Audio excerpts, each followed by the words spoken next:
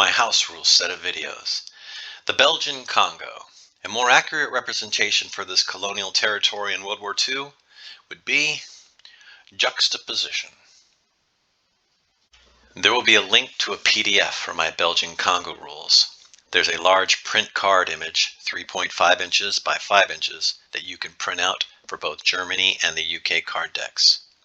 There's also an image of a neutral Belgian Congo that you can print and cut out to use as an overlay on your BBR version 4 map. It is proportioned to the default map size of 70 inches by 32. Most of the information in this video is presented from these two books. I will focus mainly on the aspects concerning the state of Belgium Congo pre-1940, right up until the start of the colony's activity in World War II. The Belgian Congo began its life from the sidelines of the International Berlin Conference in 1884 to 85. This conference took note of the Congo Free State, although it was not explicitly decided upon in the Berlin Act, and this error of understanding had future complications. Because the wording in the Berlin Acts, we decree the powers, most notably UK, France, Portugal, and Germany, have conceded the governing of Congo to you.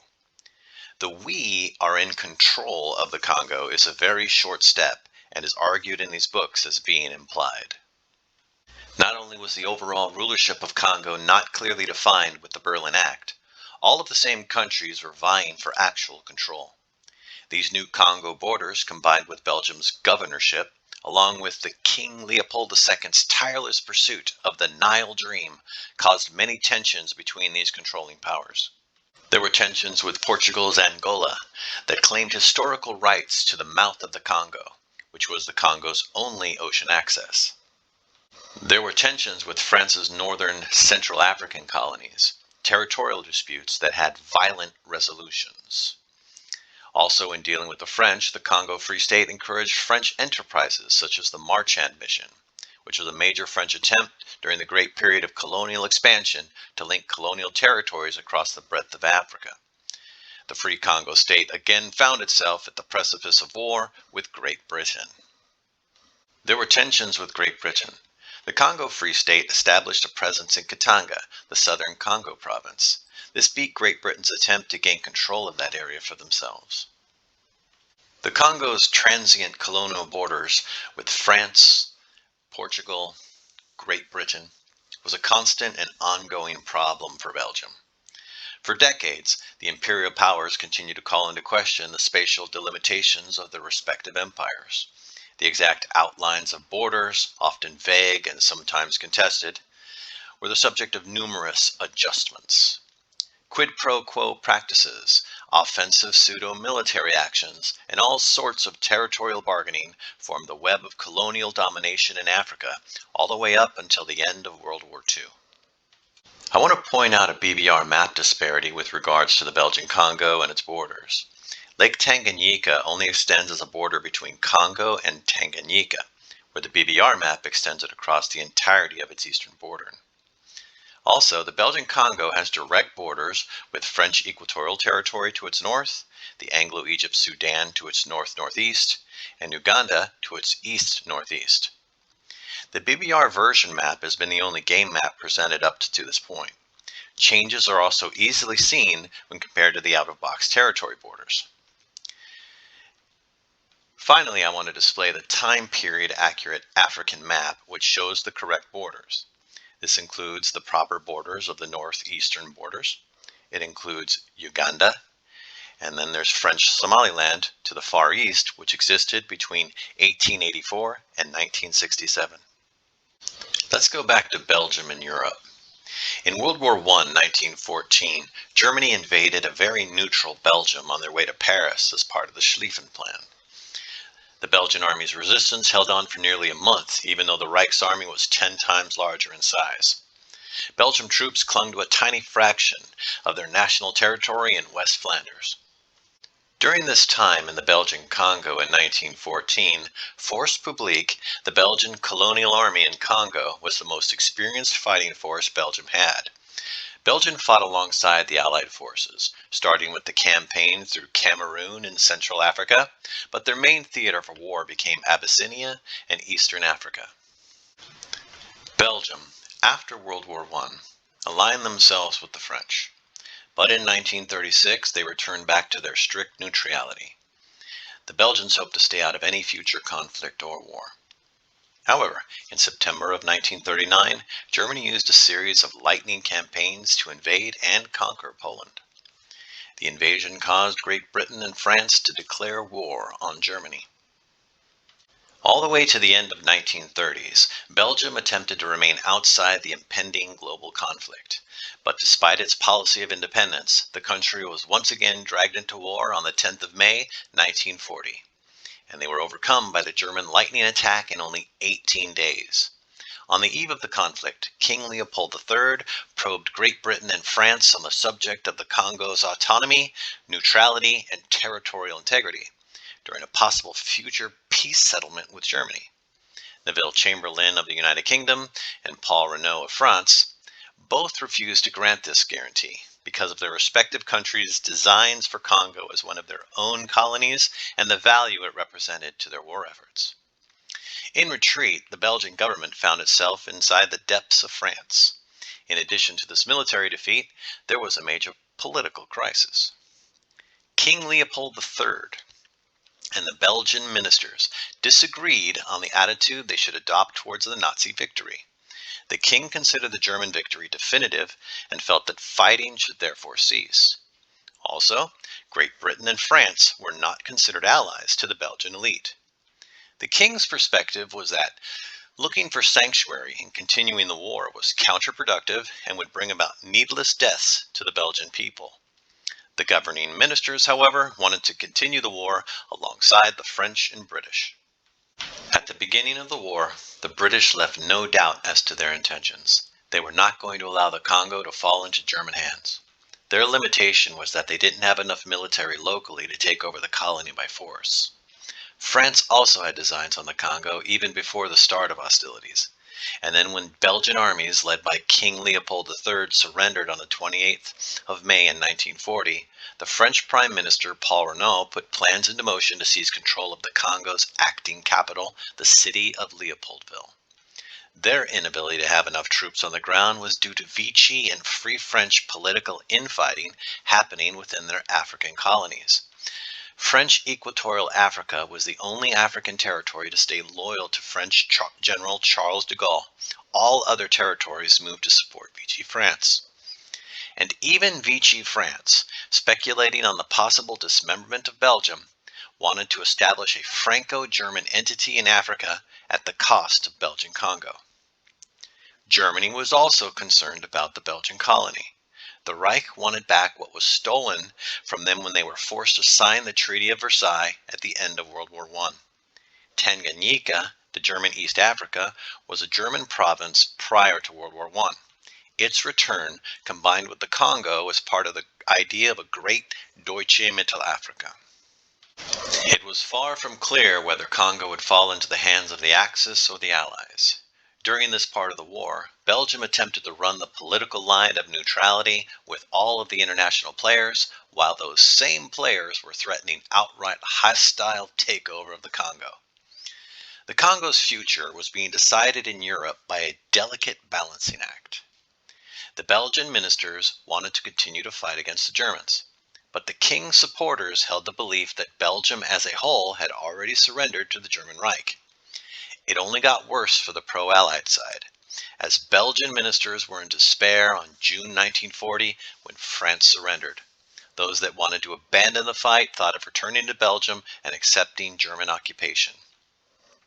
The last vestiges of the Belgian government fled to London, but not before declaring a new Minister of Colonies to the Belgian Congo, Albert de Vleeschouwer, who would now have full authority of the Belgian ministers to run the precious colony. Back in the Belgian Congo, things got really exciting. The newly declared Minister of Colonies, Albert de Vleeschouwer, had his political work cut out for him. It was clear to both the legal remnants of the Belgian ministers and King Leopold's cabinet that the Congo was going to need to remain neutral and it was going to have to defend itself from possible British military encroachment. The Belgian government knew that the British had their own designs. They wanted to take the colony as part of their own empire. they'd use the reasons of war to validate their claims, and they had the wherewithal to actually pull it off. The Congo found themselves isolated. Political and business affairs were intertwined in the Congo.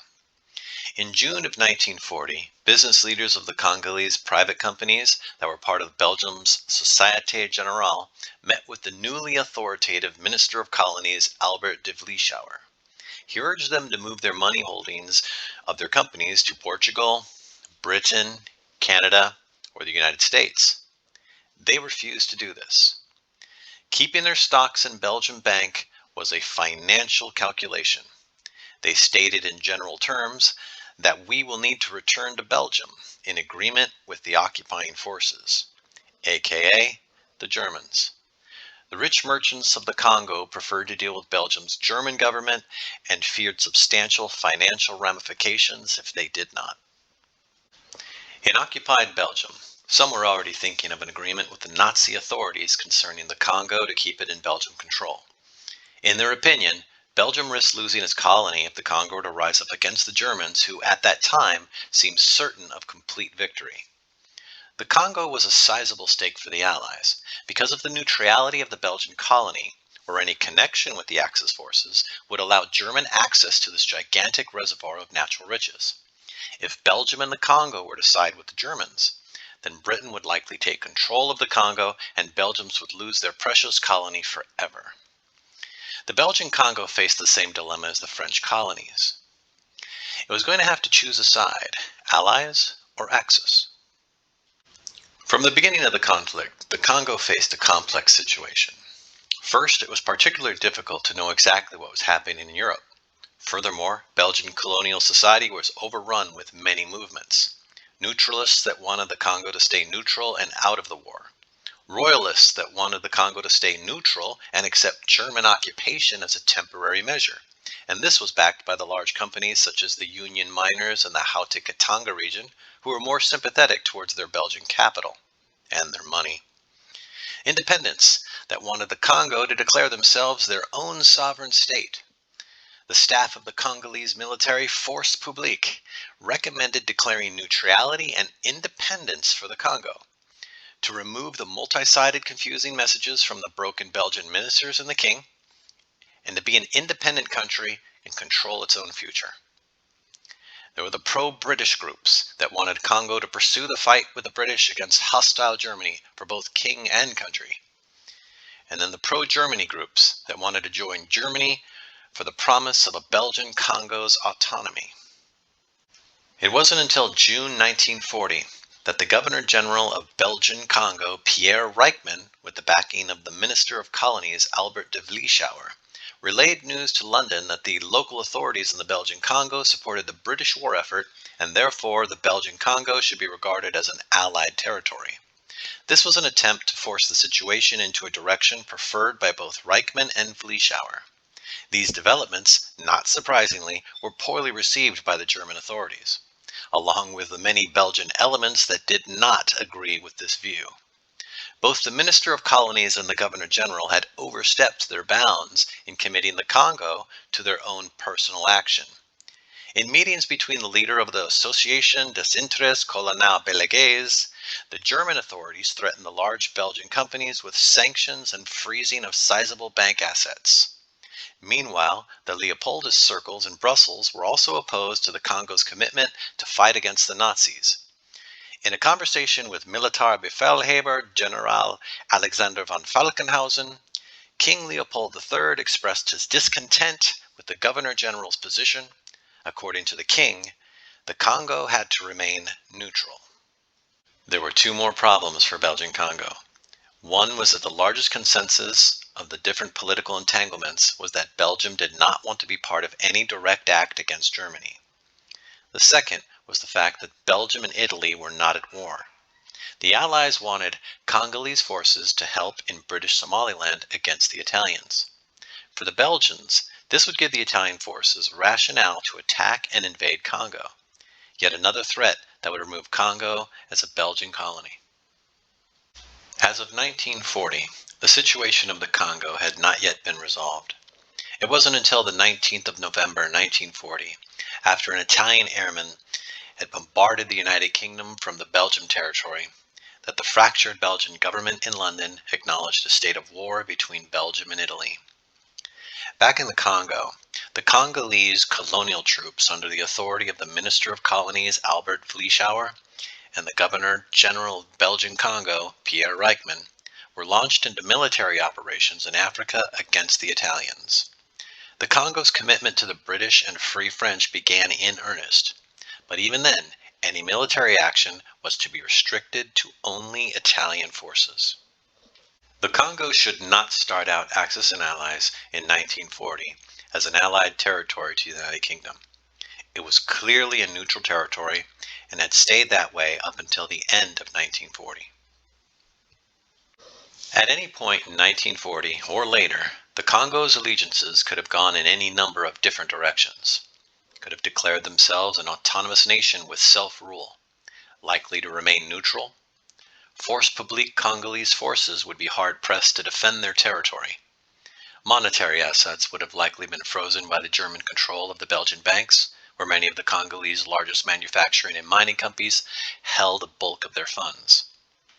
They could have remained a neutral Belgian colony and not been involved in the war. United Kingdom and Free France, although lacking troops in the lower Central Africa to do so, would have wanted to take the resources for themselves with occupying forces and keep them out of German hands. German-funded and politically leaning manufacturing groups with leverages on Belgium and Belgian banks would want to have a hand in the control of the Congo's resources. Could have joined the Axis.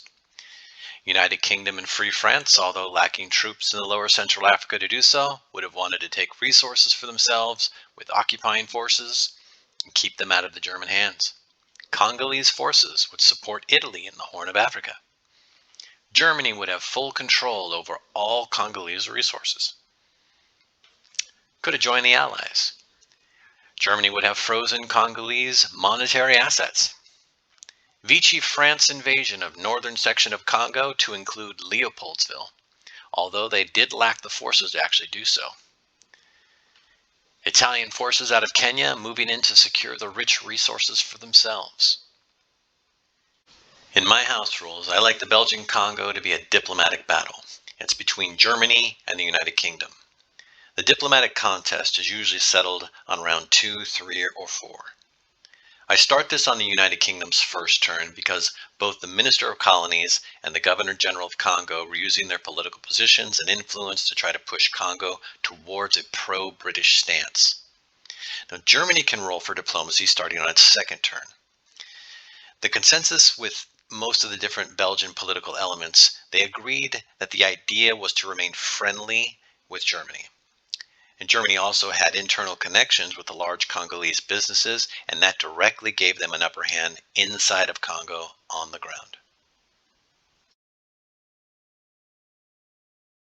So this will be a live demonstration on how the Congo diplomacy works. It is turn 1. It's round 1, Germany. Germany cannot do anything. Starting on UK 1 and G2, each country may spend a total of 1 IPC. So Germany can't do it, but eventually we get down to UK's turn. UK then is going to spend 1 IPC to get a single dice that it will attempt to use for diplomacy to get Belgian Congo active. Now, can they spend more money and try to get more dice? No. 1 IPC per round for 1 dice. So there's their dice. UK takes a roll. Horrible roll, gets a 1. So I usually leave these on the board like this because the sum of it, they don't lose that 1. They're going to continue to add to it for their next dice roll. Well, eventually we're going to get to turn 2. But on turn 2, Germany now can now start its con, and it will roll 1 IP. It will take 1 IPC, and it'll buy 1 dice for its diplomacy during the purchase phase. It'll roll for its dice, and that was a 1 as well. Oh, that makes UK a lot happier. So then we move on, and we get to UK2. UK2, UK is going to spend 1 IPC and get a dice for diplomacy. So, let's see what they get. They rolled a 3, so they are now at 4. So I just move this to a 4. And they are now at 4.